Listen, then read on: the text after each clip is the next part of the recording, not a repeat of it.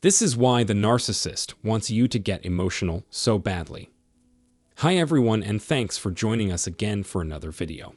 If you find yourself in a scenario where a narcissist is attempting to gaslight or otherwise insult you, and you answer calmly and rationally instead of letting your emotions get the better of you, they will become increasingly frustrated with you. Like, so what makes you think that, or why do you think that? A narcissist's ego will take a huge hit if you react in that way.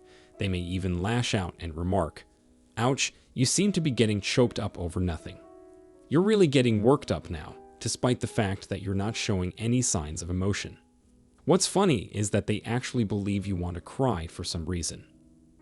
Seeing or knowing that they can touch someone emotionally gives their inflated false self a lift. Having you respond to them emotionally gives them the attention, recognition, etc. that they crave, feeding their false sense of identity. You make narcissists feel small and unimportant by not responding to them emotionally or by responding in a neutral or uninteresting way. It triggers their feelings of worthlessness, abuse, and mistreatment.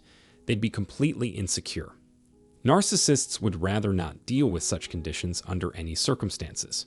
Narcissist's situation is quite tragic, if I may say. A person that is psychologically well can control their own sense of worth, so they wouldn't just crack under pressure. But narcissists can't help themselves. They have to have that supply from the outside all the time, or they'll go crazy. This feeding process is quite similar to substance addiction due to the ups and downs of this supply and the narcissist's reaction to the shift in this supply. It's crucial to their psychological well-being. A narcissist will feel validated when they elicit an intense emotional response from you. Some people, like empaths, are afraid of being abandoned, which is why we are willing to take on other people's crap. In the same way, narcissists are afraid of being forgotten. They require evidence of their existence. They feel anxious because of the void in their hearts and seek solace in the company of another. That goal is served by your response, positive or bad. Despite appearances to the contrary, they are actually quite insecure individuals who simply don't want to admit it. The fact that it's out of their reach is a major contributing factor to the widespread belief that narcissism is untreatable. After all, the illness you don't believe you have can't be treated. Counseling is necessary for overcoming sentiments of self-loathing and insecurity.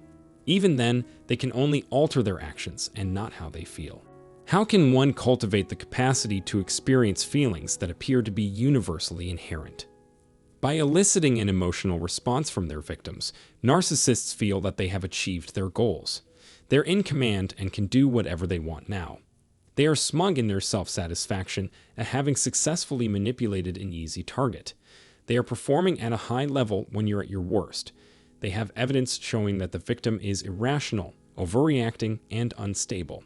This allows them to gaslight their victim and saves their breakdown for the demean and discard, or preemptive degrading stages of their relationship. On the other hand, they risk being exposed or having to abandon their victims if they lose control over them, forcing them to groom a new supply.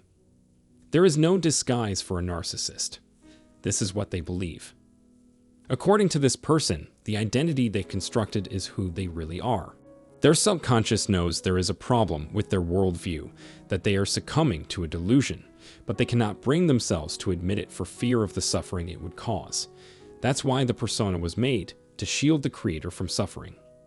For this reason, the narcissist has a strong need to see a reflection of their ideal self. That is the context for the emotional response that I described in this video. When they obtain the feelings they want, it proves to them that they are not crazy, and that the persona they constructed is the real deal. Because of the abundance of contradictory information in their daily lives, this feedback is essential. This causes a lot of cognitive dissonance that they have to go through. Emotional reinforcement seeking is a form of coping.